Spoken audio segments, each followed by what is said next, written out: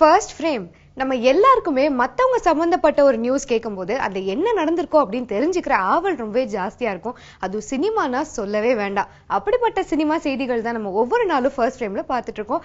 இன்னைக்கு என்ன cinema updates உங்களுக்காக காத்துட்டு இருக்குங்கிறத நிகழ்ச்சிக்கு போய் பார்க்கலாம். 2012 ஸ்ரீதேவியோட ஆக்டிங்ல ரிலீஸ் ஆன திரைப்படம் தான் இங்கிலீஷ் விங்கிலீஷ். ரொம்ப வருடங்கள் கழித்து ஸ்ரீதேவி நடிச்ச ஒரு கம்பேக் மூவின்னு கூட சொல்லலாம். அந்த திரைப்படத்தை தொடர்ந்து 2013 ஒரு ஹிந்தி மூவியில முக்கியமான கெஸ்ட் அப்பியரன்ஸ்ல வந்தாங்க.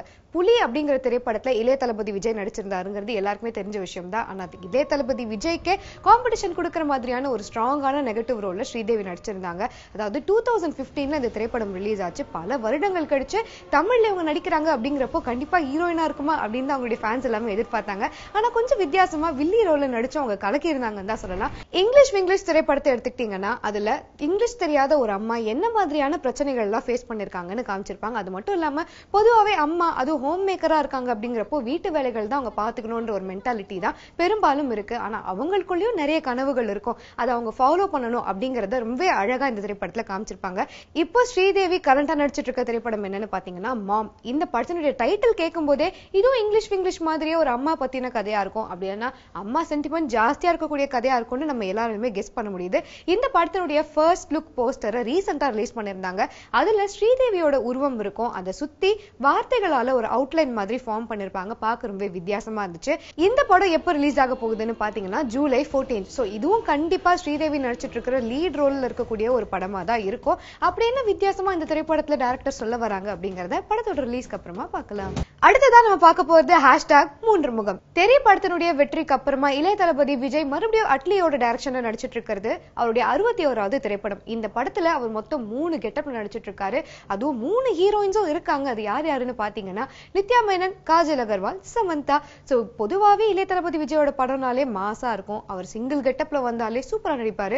3 கெட்டப்ல வர போறாரு அப்படிங்கிறப்ப அந்த படத்துக்கான எதிர்பார்ப்பு ரொம்பவே ஜாஸ்தியா இருக்குங்க.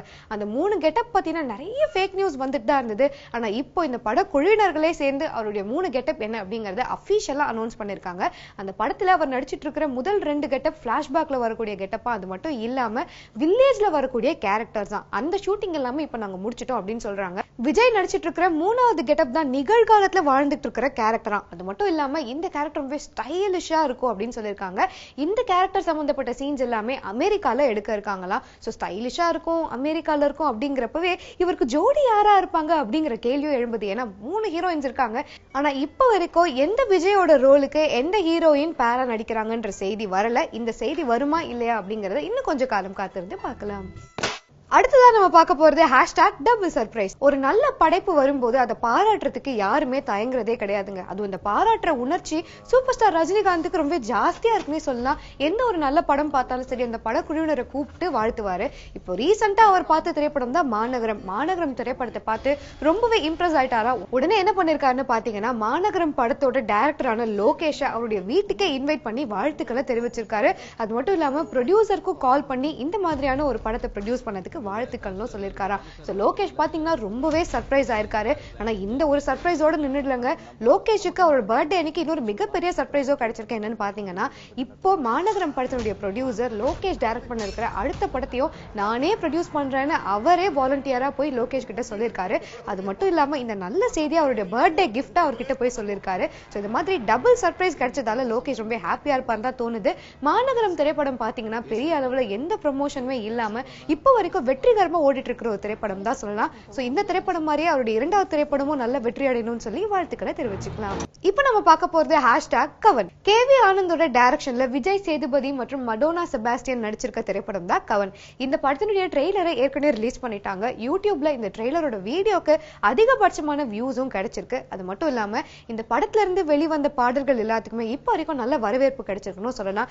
ஏற்கனவே மடோனா செபாஸ்டியன் அண்ட் விஜய் சேதுபதியோட காம்பினேஷன்ல கககபோ திரைப்படம் சூப்பர் டூப்பர் ஹிட் ஆச்சு. மறுபடியும் இவங்க 2 பேரோட காம்பினேஷன் ஒர்க் ஆகும் அப்படிங்கிற நம்பிக்கை இருந்துட்டு தான் இருக்கு.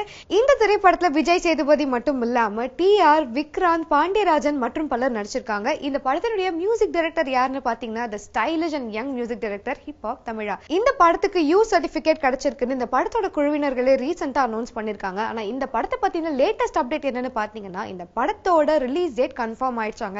என்னைக்கு ரிலீஸ் ஆக போகுதுன்னு பாத்தீங்கன்னா March 31. So March 31 Vijay Sethupathi fans எல்லாருக்குமே ஒரு ஃபீஸ்டா இருக்கும் தான் எதிர்பார்க்கப்படுது. அடுத்ததான் நம்ம பார்க்க போறது #மாடர்ன் கேர்ள். வெற்றிவேல், கிடாரி திரைப்படங்களை நடிச்ச ஹீரோயின் தான் நிக்கிலா விமல். இந்த 2 படத்துலயும் அவங்களோட பாப்புலாரிட்டி எங்கேயோ போயிடுச்சுங்க. அந்த அளவுக்கு அவங்க ஆக்டிங்கும் இருந்துச்சுன்னு சொல்லலாம். இந்த 2 படத்தையுமே பாத்தீங்கன்னா அவங்க ரொம்பவே அடக்கமான ஒரு ட்ரெடிஷனல் பொண்ணா நடிச்சிருப்பாங்க. ட்ரெடிஷனல் கேர்லா நடிச்ச உடனே இவங்க அடுத்தடுத்து பண்ண போற ரோல்ஸும் இதே மாதிரி தான் இருக்கும். ரொம்பவே சட்டிலான ஒரு கேரக்டரா இருக்கும் தான் எதிர்பார்த்துட்டு இருந்த டைம்ல இவங்களுடைய அடுத்த படத்துல இவங்க ரோல் என்ன அப்படிங்கிறது தெரிய வந்திருக்கு. அந்த ரோல் என்னன்னு பாத்தீங்கன்னா ரொம்பவே மாடர்னான பொண்ணா நடிக்க இருக்காங்களாங்க. இந்த படத்துல ஹீரோவா நடிக்க இருக்கிறவர் யாருன்னு பாத்தீங்கன்னா சிபிராஜ். இந்த படத்தினுடைய டைரக்டர் வினோத். இந்த படம் முழுக்க முழுக்க காஷ்மீர்ல தான் எடுக்க போறாங்களாம். சோ காஷ்மீர்ல நடக்கிற ஒரு சம்பவம் மாதிரி இருக்கும் அப்படிங்கிற கெஸ் இருக்கு. அது மட்டும் இல்லாம சிபிராஜ் ரொம்ப மாறுபட்ட மல்டி ஷேடட் ரோல்ல நடிக்க போறாராம். மல்டி ஷேடட் ரோல் அப்படின்னு சொல்லும் போதே நம்ம எல்லாருக்குமே மங்காத்தா திரைப்படமோ கோ திரைப்படமோ தான் ஞாபகத்துக்கு வருது. ஆனா அந்த மாதிரி இருக்குமா இல்ல வித்தியாசமா ஏதாவது காட்ட போறாங்களா அப்படிங்கறத படத்தோட மத்த அப்டேட்ஸ்ல பார்க்கலாம். அடுத்ததா நம்ம பார்க்க போறது #SaveTheDate. ஆர்யா ரொம்ப பிஸியான ஆக்டர். என்னதான் பிஸியா இருந்தாலும் ட்விட்டர்ல எல்லாருமே ரொம்ப ஆக்டிவா தான் இருக்காங்க. எதனால அப்படி சொல்றேன்னு பாத்தீங்கன்னா ரீசெண்டா ஒரு ட்வீட் போட்டிருக்காருங்க. அது என்ன ட்வீட் அப்படின்னு பாத்தீங்கன்னா ரொம்ப சிம்பிளா போட்டிருந்தாரு #SaveTheDate. அந்த ஸ்டேட்டஸ் போட்டது மட்டும் இல்லாம எக்ஸ்பிளனேஷனும் கொடுத்திருக்காங்க. என்னன்னு பாத்தீங்கன்னா ஏப்ரல் 14 அதாவது தமிழ் புத்தாண்டு அன்னைக்கு அவருடைய முக்கியமான திரைப்படமான கடம்பன் படம் ரிலீஸ் ஆக இருக்கான். அதனால நீங்க எல்லாருமே ஏப்ரல் 14 வந்து என்னுடைய படத்தை பார்த்து என்ஜாய் பண்ணலாம். நானும் இந்த படத்தை பாக்குறதுக்கு ரொம்ப ஆவலோட வெயிட் பண்ணிட்டு இருக்கேன். Thanks for the love and support அப்படின்னு சொல்லி ட்வீட் பண்ணிருக்காரு.